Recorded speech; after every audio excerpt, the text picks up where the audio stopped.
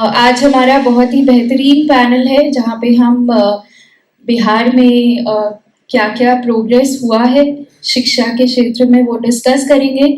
और जो हमारे साथ तीन महारथी बैठे हैं उनका क्या विजन है बिहार के एजुकेशन सिस्टम के लिए उसके बारे में भी चर्चा करेंगे।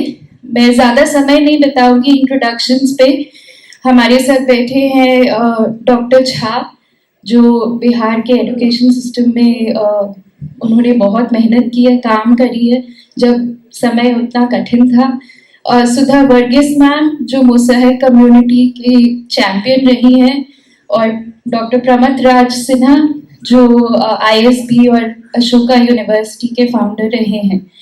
तो मैं सबसे पहले उनसे सवाल करूंगी कि मैम जो मार्जिनलाइज कम्युनिटी के साथ आपने काम किया है उनकी क्या क्या चैलेंजेस रही हैं स्पेशली एजुकेशन के क्षेत्र में, और आपका क्या विजन है कि उनको कैसे हम education primary up to high school and college का पार्ट बना सकते हैं और उनको भी इंक्लूड कर सकते हैं इस विजन में। इस समय तो मेरा कम्युनिटी के साथ कई साल से काम कर रही हूँ और मैं बच्चों को पढ़ा रही हूँ। अभी मेरे पास 3,500 बच्चे पढ़ते हैं और वे लोग सब गांव-गांव में पढ़ते हैं। पुनपुन ब्लॉक में मेरा 30-32 सेंटर है और हर सेंटर पर 40 बच्चे बच्चियां हैं। बीटा ब्लॉक के अंदर मेरा 17 सेंटर्स चलते हैं। वो सेंटर्स में भी 40-42 बच्चे हैं। 3 साल हमारे सेंटर पर पढ़ने के बाद मैं उन लोगों को सरकारी स्कूल से जोड़ते हैं। सरकारी स्कूल से जोड़ने का मुख्य कारण यही है कि वो मेन स्ट्रीम हो जाए और जो जो स्कीम्स है सरकारी स्कूल में पढ़ने वाले बच्चों के लिए उसको छात्रवृत्ति मिले, मिड डे मील मिले, पोशाक का पैसा मिले, आजकल बच्चियों को साइकिल मिले, फिर उनका कुछ एक्स्ट्रा पैसा मिलता है जैसे उनका ज़रूरत के लिए। तो हम चाहते हैं कि हमारा कम्युनिटी कोई चीज़ में वंचित ना हो और हम इन बच्चों का मॉनिटरिंग करते हैं जहाँ तक संभव है कि वे लोग सरकारी स्कूल भी जाते हैं। उनके माँ बाप को जागरूक करते हैं। हर महीना हम माँ समिति का बैठक करते हैं।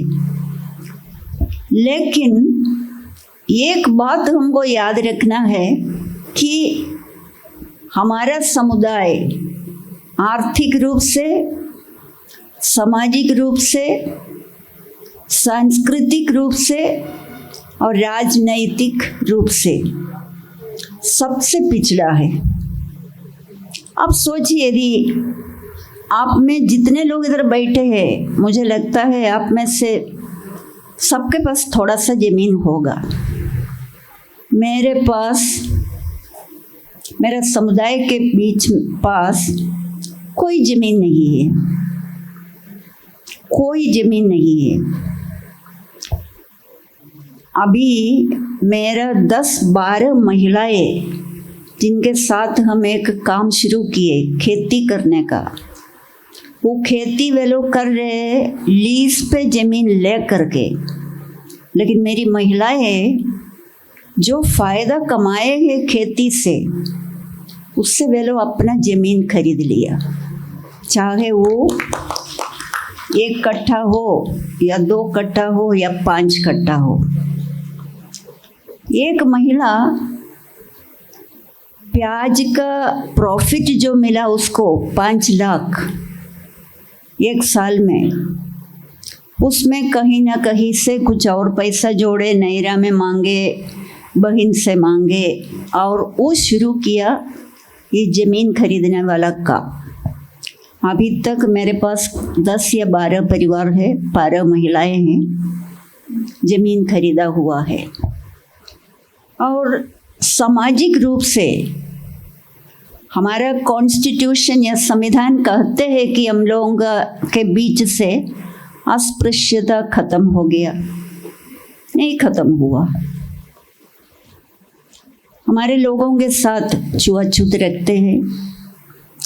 एक रेप विक्टिम के साथ हम गए थाना में केस रजिस्टर करने के लिए, तो पुलिस देख के हमसे पूछा किसके साथ रेप हुआ?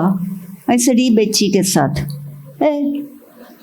इतना गंदा कपड़ा पहनी हुई लड़की के साथ कोई रेप करेगा? सोचिए क्या मानसिकता लेकर के चलते हैं, बैठते हैं, उनसे क्या न्याय हम उम्मीद करते हैं। ये सब चीज़ अभी भी चल रहा है। और एक बहुत बड़ी बात आजकल जो चल रहे हैं, आप तो शराबबंदी कानून बनाए, वही समय से मैं इधर उधर चिल्ला रहे, इनके लिए ऑल्टरनेटिव व्यवस्था दीजिए जीविका के लिए। आप क्या दे रहे हैं इनको खाना पीने के लिए? जब खेत में काम है तब इन लोगों को कुछ काम है, नहीं तो इनके पास ना स्किल है, ना पूंजी है, ना जमीन है। ये जिएंगे कैसे बताइए? ऑल्टरनेटिव व्यवस्था दीजिए इनका जीने के लिए। नहीं, कुछ नहीं। 2 सप्ताह पहले एक महिला ने हमसे कहा, मैं पूछा आज दीदी आप कोई काम के लिए नहीं गए? उन्होंने कहा दीदी 6 घंटा काम करने के लिए 50 रुपया देते हैं दीदी, 1 घंटा में 10 रुपया भी नहीं बनता है, तो कौन सा काम करे? निकौनी के लिए जाओ 50 रुपया 6 घंटा के लिए, क्या आप भीगते रहे? तो सामाजिक रूप से मेरा कोई हक अधिकार नहीं है। राशन 4 किलो मिलता है 1 महीना के लिए। एक व्यक्ति 4 किलो राशन से, 4 किलो चावल से 1 महीना बिताएगा? भूख से मर जाएगा। मेरी महिलाएं कोविड के समय में यही चिल्ला चिल्ला करके हमसे बोला, दीदी मेरा बच्चा भूख से रो रहा है, कुछ लेकर के आइए। तो मेरा समाज का जिंदगी ऐसे चलते हैं। इसी बीच में हम जा कर के गाना गाते हैं, चलो पढ़ो। तो कल जो लोग मेरे साथ एक गांव में गए हैं, वे लोग देखा छोटे छोटे बच्चे पढ़ने के लिए आए हैं और वे लोग कुछ कविता सुनाए, 4 लाइन कुछ और सुनाए। मैं तारीफ करती हूँ बच्चों को, वो क्या छोड़ के आए हैं घर से। उनको पानी पीना मुश्किल है, सरकार का नल जल योजना टोटली फेलियर है करीब करीब सब बस्ती में। तो न्याय नहीं है। और ये जो आबकारी विभाग आते हैं, हाँ दारू बनाते हैं ना, चलो चलो, तो वे लोग रेड करेंगे। तो रेड करते जो कुछ उनका झोपड़ी में मिलेगा वो उठा करके चले जाते हैं। ये बोलने में थोड़ा सा ठीक नहीं अच्छा नहीं लगता है मुझे, लेकिन ये होता है। पुलिस ने 2 महिलाएं हमसे बोला, दीदी मैं कुछ मछली खरीद करके साफ करके रखे थे, पुलिस आई देख लिया और वो भी उठा के ले गया। और एक टोला से 7 लोगों को पुलिस पकड़ के ले आया थाना में। तो वे लोग जवान लोग चिल्ला चिल्ला करके हमको बोला, दीदी जल्दी आइए, एक आदमी उसको सांस लेने में दिक्कत है, उसको भी लेके गया, वो मर जाएगा दीदी, थोड़ा आइए ना। और वो पुनपुन से, मैं दानापुर से पुनपुन पहुंचने किसी का मोटरसाइकिल के पीछे बैठ के पहुंचे सवेरे। हम जैसे गए, थाना इंचार्ज पूरा भाषण दे रहा है, मोबाइल पर किसी से बात कर रहा है, लेकिन वो हमारी बात सुनने के लिए उसको टाइम नहीं था। तो ये लड़का हमारे पीछे आके बोला, दीदी वो 2 पंखा रखे हैं ना बरामदे पे, वो मेरा घर से पंखा उठा के आया पुलिस। तो मैं आधा घंटा उनका ऑफिस में बैठने के बाद मैं उठ गए। हम सोचे इसका ये बकवास सुनने के लिए हम क्यों बैठेंगे। तो हम उठ के निकलने के वक्त वो बात बंद करके हमसे बोला, हाँ बैठिए बैठिए मैडम। तो आई सेड, सर आप ये लड़का का घर से 2 पंखा उठा के लाए हैं? तो बोले नहीं, तो कहाँ उठाए? तो मैं पूछा, आप नहीं लाए हैं सर? तो बोला नहीं नहीं हम तो नहीं लाए हैं। तो मैं लड़का से बोला, बउआ तुम अपना पंखा उठा के जाइए, ये तो नहीं लाया है, अब ले जाइए अपना पंखा। वो पंखा उठा के वो ले गए, इनको कुछ कहना नहीं था। उसके बाद मैं उनसे बोला, सर आपने, एक आदमी जो सांस लेने में उसको बहुत तकलीफ है, आप कृपया उसको घर भेज दीजिए, नहीं तो अस्पताल भेजिए, नहीं तो आपका एक केस बनेगा कि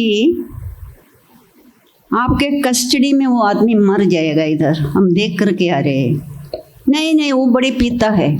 ऐसे सर वो पिए ना पिए लेकिन अभी वो मर जाएगा।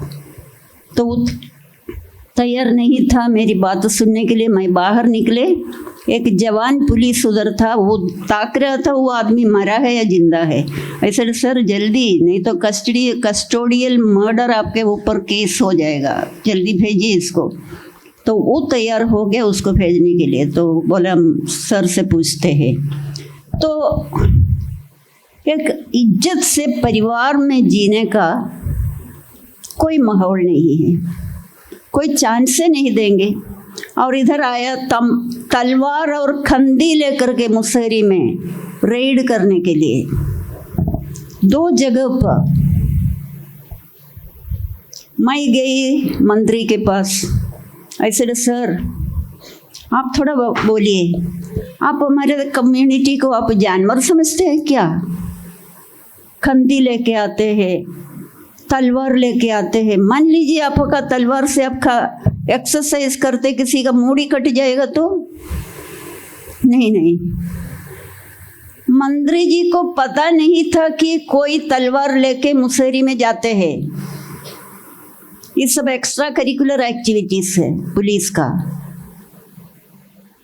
ऐसे सर फिर आएगा, मैं मेरे लड़कों को, मेरे पास 500 जवान लोग हैं, मैं उन लोगों से बोला तुम लोग लाठी तैयार करके रखो, कोई भी तलवार लेके आएगा मारो साला का माथा पर। तो सर से मैंने कहा, सर आप कब से ये डोम लड़के लोगों को आपका आबकारी विभाग में भर्ती करना शुरू किया? ये कोई पब्लिक को पता नहीं है। सर का कोई जवाब नहीं था। समझिए बहुत सारे चीज़ें ऐसे चलता है। तो सर हमसे बोला, सुधा जी आइंदा कभी कोई तलवार या खंदी कोई मुसहरी में नहीं जाएगा।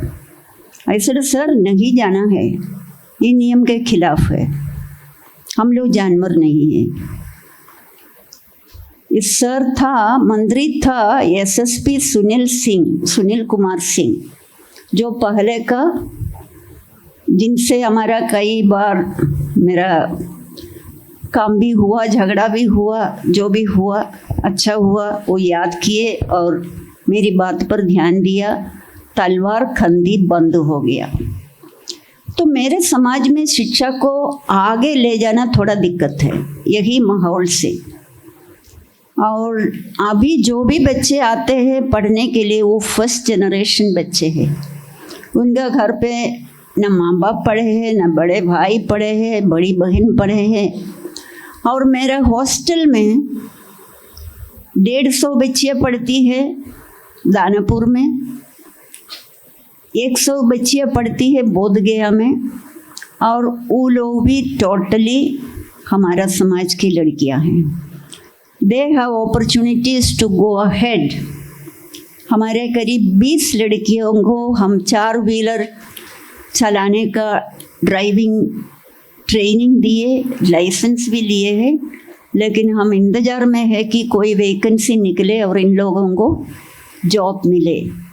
मेरा 8-9 लड़के बोध गया में होटल मैनेजमेंट का कोर्स कर रहे हैं, उनका भी वो कोर्स पूरा हो जाएगा तो उसका प्लेसमेंट होगा।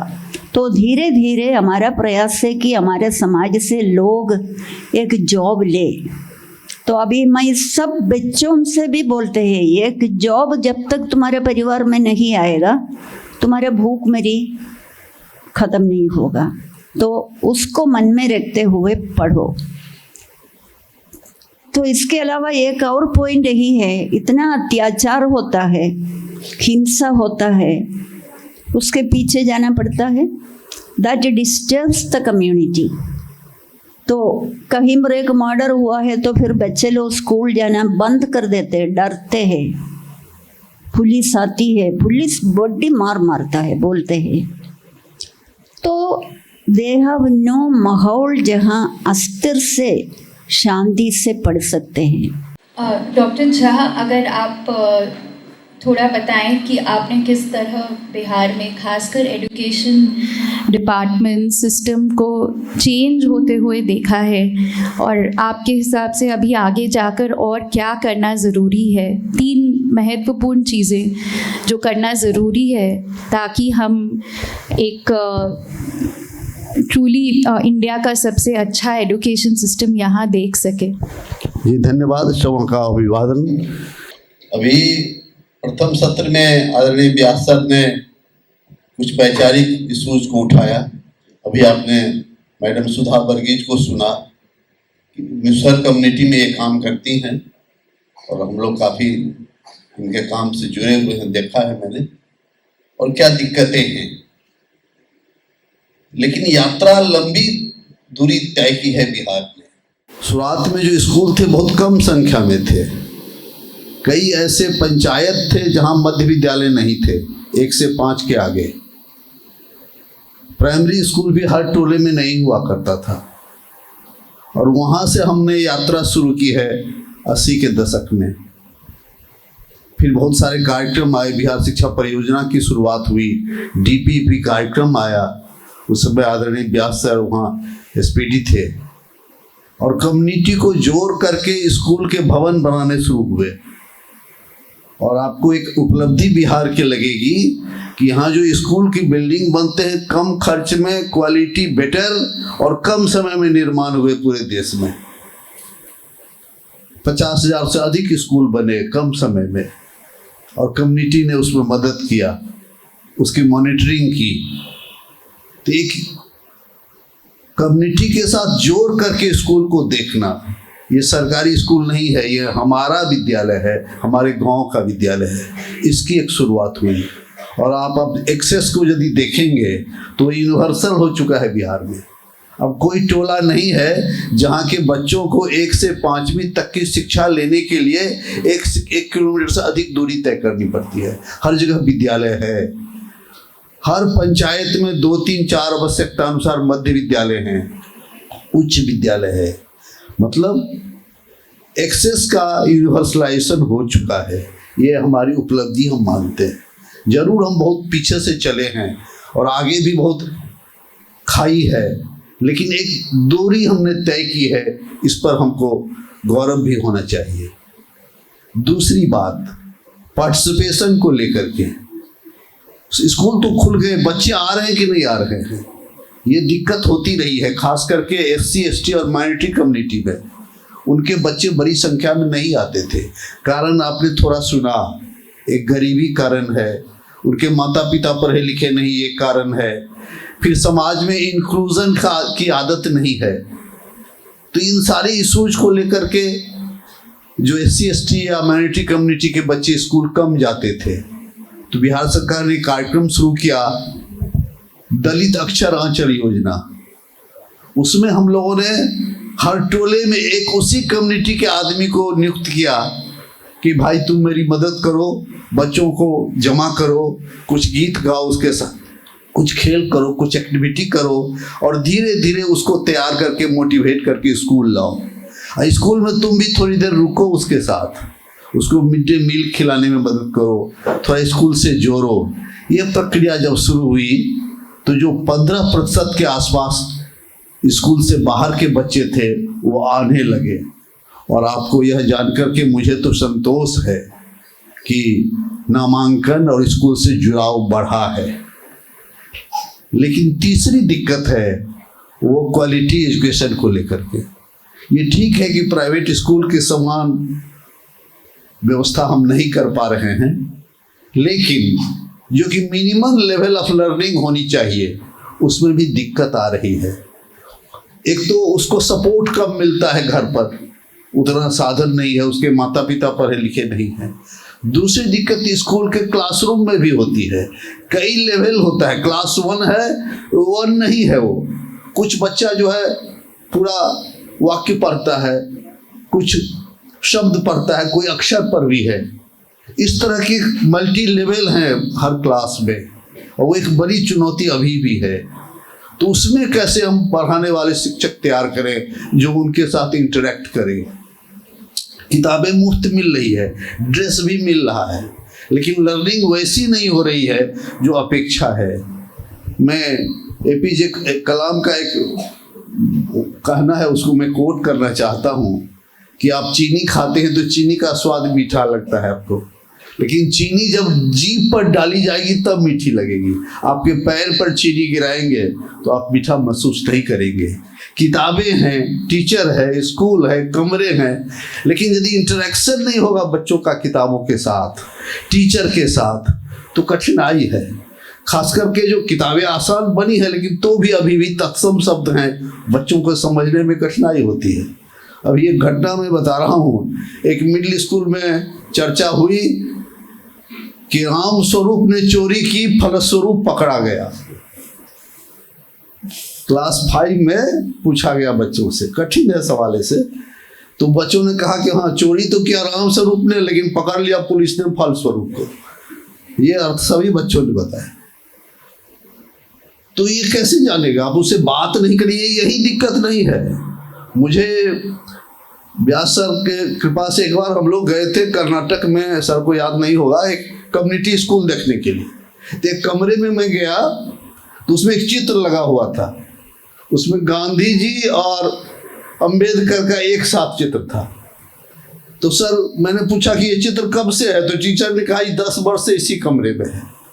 बच्चों से पूछा तो बोला हम लोग 1 साल से इस कमरे में है। तो पूछा वो किनका चित्र है, तो गांधी जी को सब पहचानता था। अब बगल वाले को एक भी बच्चा नहीं बताया कि कौन है, और न कभी टीचर ने पूछा, न कभी बच्चों ने पूछा, वो चित्र टंगा हुआ है। तो ये इशू हर जगह है, कहीं अधिक है कहीं कम है।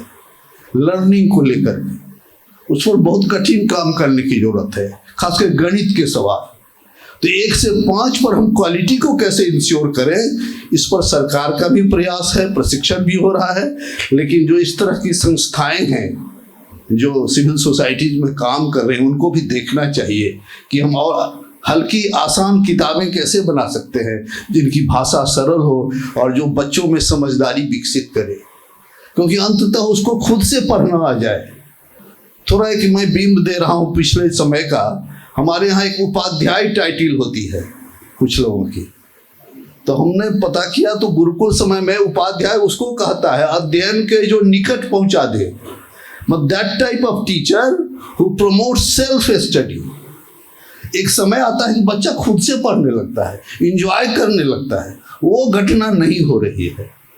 और दूसरी दिक्कत जो मैं महसूस कर रहा हूँ, एक तो आप कार्यक्रम चलाते हैं, व्यवस्था करते हैं, लेकिन आपको हमेशा एक मैकेनिज्म रखना पड़ेगा। एक जैसे अब स्वास्थ्य विभाग में या सर जहाँ थे कि भाई विपत्ति आने से पहले की तैयारी हो, लेकिन विपत्ति के आने के बाद भी तैयारी करनी पड़ती है।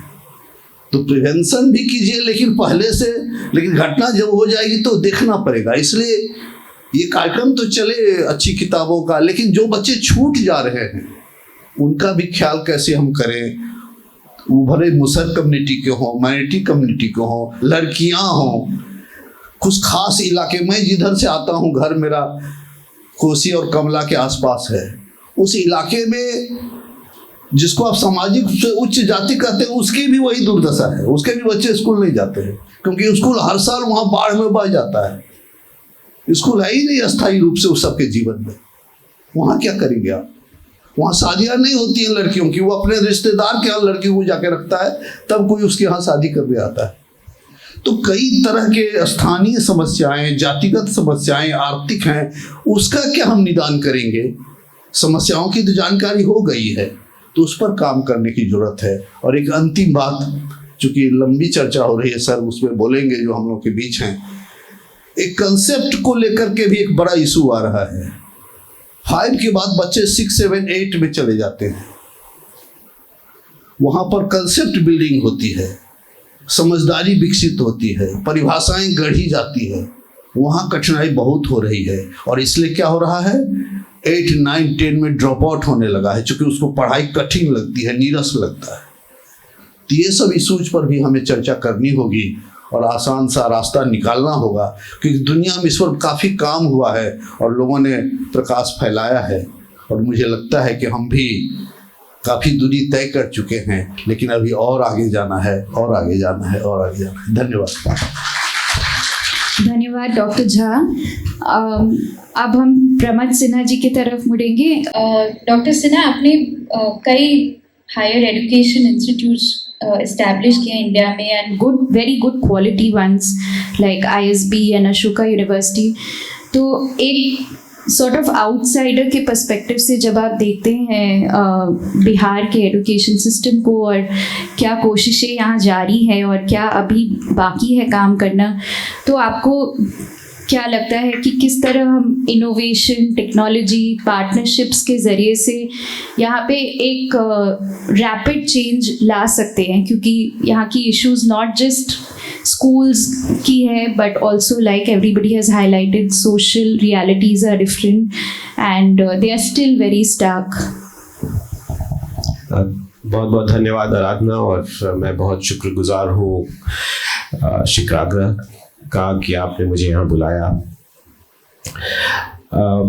वैसे मैं स्कूल एजुकेशन में आउटसाइडर हूँ, लेकिन बिहार से आउटसाइडर नहीं हूँ। हम बिहारी बोलीला, भोजपुरी बोलीला, हम बिहार के नहीं, रोहतास जिला में पैदा भइल रही।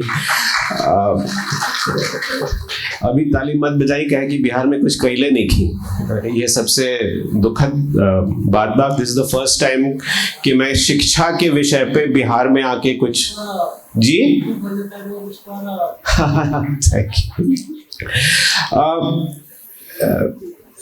तो मैं कुछ कमेंट्स करना चाहूँगा जो आप आउटसाइडर के तौर पे ना लें, क्योंकि मैं चाहता हूँ कि मैं ये कमेंट्स इस स्लाइड पे देखी जाए जो आप विजन की बात कह रहे हैं कि हम क्या कर सकते हैं। और मेरा जो तजुर्बा है हायर एजुकेशन का है, तो उससे जो मुझे लेसन्स मैंने सीखी है वो मैं अप्लाई करने की कोशिश कर रहा हूँ। तो एक बात मैं ये शुरू में कहना चाहूँगा कि ये कठिनाइयाँ हैं, और केवल बिहार में नहीं है, सभी जगह हैं। मैं अभी कलकत्ता से आ रहा हूँ, जहाँ मैं टीच फॉर इंडिया के लिए गया था, और एक बस्ती में वहाँ बिहार के बच्चे ही पढ़ते हैं। वो सारे हिंदी बोल रहे थे, कुछ भोजपुरी भी बोल रहे थे, क्योंकि वहाँ सारे माइग्रेंट वर्कर्स के बच्चे पढ़ते हैं उस स्कूल में। और वहाँ जो कठिनाइयाँ हैं वो बिल्कुल देखी नहीं जा सकती। तो ये कठिनाइयाँ पूरे देश में है, और ये क्वालिटी की इश्यूज, नंबर्स, एक्सेसिबिलिटी की इशू सब जगह है। मेरा मानना है कि पानी सर के बहुत ऊपर जा चुका है, और ये जो मॉडल है जिसको हम चला रहे हैं और उसमें सुधार कर रहे हैं, वो हमें नहीं ले जा पाएगा जहां हम जाना चाहते हैं। तो इस मॉडल पे हम काम करते रहे। मॉडल से मेरा क्या मतलब है कि आप देख रही हैं, ये पेड़ के नीचे पहले लोग बैठ के गुरु से पढ़ा करते थे, और गुरुकुल सिस्टम था। ये जो अब हम मॉडल फॉलो कर रहे हैं, वो प्रिंटिंग प्रेस के आने के बाद मॉडल क्रिएट हुआ। जब बुक्स बनने लगी, बुक्स छपने लगी, तो लोगों ने कहा कि अब हम फिजिक्स के किताब बना के सबको पढ़ा सकते हैं, अंग्रेजी की किताब बना के सबको पढ़ा सकते हैं, और उसके साथ एक टीचर लगा दो और एक क्लासरूम बना दो, और उस क्लासरूम में 50-60 बच्चों को बैठा दो, और ये मॉडल बना। अब ये प्रॉब्लम ये हो गया है कि हमें इतने सारे बच्चों को इतने कम समय में पढ़ाना है कि हम अगर कैलकुलेट करें कि कितने क्लासरूम और कितने टीचर्स चाहिए ताकि सबको वो अधिकार मिले जो व्यास जी कह रहे हैं, मेरे मानने में वो पॉसिबल नहीं है। और मैं होपलेस नहीं हो रहा हूँ, मैं कह रहा हूँ कि हमें उस तरह से इसको देखना पड़ेगा। और मैं कह रहा हूँ जो सुधार पे काम हो रहा है बिल्कुल होना चाहिए, जो आप लोग कर रहे हैं वो बिल्कुल सराहनीय है। मतलब इट इज क्रेजी जो आप जिस तरह से कमिटमेंट से आप लोग यहाँ काम कर रहे हैं, लेकिन वो सुधार आपको इतना ही डिस्टेंस ले जाएगा, उससे आप सेंचुरी मारेंगे लेकिन मैच नहीं जीत पाएंगे। मैच हम लोग हार रहे हैं। तो अपॉर्चुनिटी है कुछ एक नया मॉडल ऑफ एजुकेशन क्रिएट करने का, जो जिस तरह से प्रिंटिंग प्रेस ने ट्रांसफॉर्म कर दिया, जिस तरह से इस माइक ने पॉसिबल बना दिया कि हम 400 लोगों के सामने बैठ के बात कर सकें, जिस तरह से सेलफोन ने पॉसिबल कर दिया, हमें एक ऐसे कुछ हल की ज़रूरत है जो इसको नए सिरे से सॉल्व करे इस नंबर्स के लिए। इस तरह की चैलेंज दुनिया भर में और ह्यूमन रेस को कभी हुई ही नहीं। कैलिफोर्निया में सुधार का चैलेंज है सर, उनके पास तो एनरोलमेंट कम हो रहा है, स्कूल्स बंद हो रहे हैं वहाँ पे। अगर हमारे बच्चे वहाँ चले जाएं सब तो बहुत सारे स्कूल्स मिल जाएंगे पढ़ाने के लिए, लेकिन पॉसिबल नहीं है, और ना वो वहाँ से स्कूल उठा के हम यहाँ ला सकते हैं। तो द मेन थिंग इज कि इसको डिसरप्टिव वे में कैसे सॉल्व किया जाए। तो मेरे 3 सुझाव हैं, और सुझाव हैं जो कि मैंने कुछ हायर एजुकेशन में एम्प्लॉय किया है। पहला सुझाव यह है कि हमारे देश में लोग बहुत मेहनती हैं और हमें उनके लिए आउटकम्स क्रिएट करने चाहिए। जैसे कि सुधा जी ने कहा, जॉब्स क्रिएट करना बहुत इम्पोर्टेंट है, और हम बिहार में जॉब्स नहीं क्रिएट कर पा रहे हैं। इकोनॉमिक तौर पे अगर आप देखें तो हमारी इकोनॉमी बहुत पिछड़ गई है। हमारा GDP per capita $600 per capita है, जो देश के एवरेज से 1/4 है। तो मतलब जो लोग बैठे हुए हैं वहाँ वो जानेंगे कि हम यहाँ 1/4 कमा रहे हैं जो बाकी देश में लोग कमा रहे हैं। तो मेरा मानना है कि एक एम्प्लॉयमेंट प्लेसमेंट प्रोग्राम होना चाहिए। जिनकी भी पढ़ाई हो रही है उनको हम दुनिया भर में कहाँ प्लेस कर सके। जैसे मैं बता रहा हूँ आपको, आज मैं टहल रहा था तो एक जर्मन स्पीकिंग का कोर्स है हमारे घर के बाहर। मेरे यहाँ जो एक बच्चा 40 साल से काम कर रहा है, उसका बेटा जर्मन स्पीकिंग का कोर्स करके एक्सेंचर में हैदराबाद में काम कर रहा है। तो ये पढ़ाई नहीं हुई, लेकिन अगर हम लोगों को जॉब दिलाएं और कहें कि मैं एक प्राइवेट एम्प्लॉयमेंट एजेंसी क्रिएट करता हूं, जो भी पढ़ा है, जिन्होंने भी पढ़ा है, उनको कहाँ हम केवल इंडिया में नहीं दुनिया भर में प्लेस कर सकें, तो एक वो इंजन बनेगा, वो पुल बनेगा, क्योंकि हम इस प्रदेश में उनके लिए नौकरी नहीं क्रिएट कर रहे हैं। तो पहली बात तो ये है। दूसरी बात है कि आज के दिन में जो डिसरप्शन है हमारे सिस्टम में, वो टेक्नोलॉजी का है। हर बच्चे को हर स्कूल में, हर कॉलेज में अगर हम टेक्नोलॉजी यूज करना सिखा दें तो ये बहुत बड़ी उपलब्धि होगी। यही हमारा स्ट्रेंथ हो सकता है, और ये कोई स्टेट लग के नहीं कर रहा है।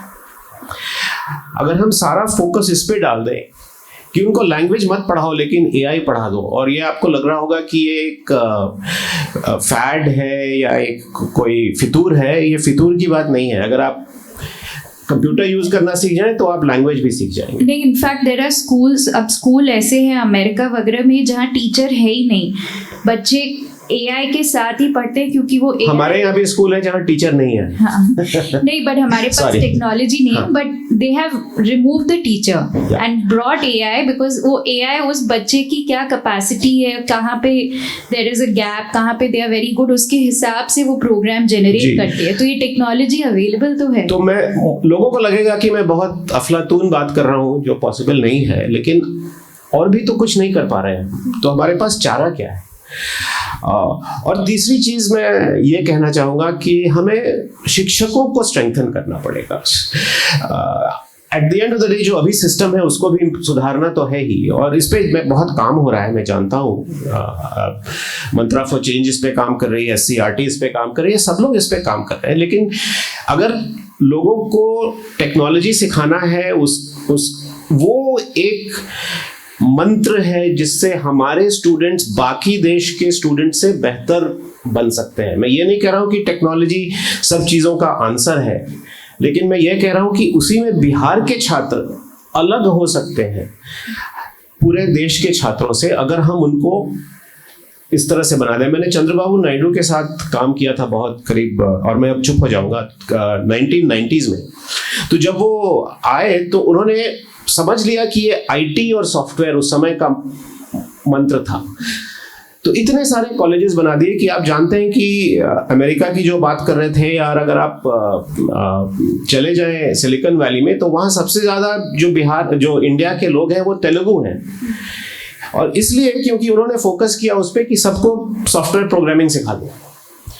तो मेरे ख्याल से अगर हम इस एक चीज़ को पकड़ लें और कहें कि बच्चे, बूढ़े, महिलाएं, मुसहर कम्युनिटी, सबको हम टेक्नोलॉजी में ट्रेन करेंगे, हर तरह की टेक्नोलॉजी में, कोई भी टेक्नोलॉजी में, तो ये मेरे हिसाब से एक मंत्र हो सकता है जिससे बिहार आगे बढ़ सके शिक्षा में। Thank you doctor Sinha. मैं एक क्विक लास्ट क्वेश्चन पूछूंगी आप लोग दोनों से, बट आप थोड़ा शॉर्ट जवाब दीजिएगा क्योंकि मेरे ऊपर दबाव है अब कि पैनल को समाप्त किया जाए।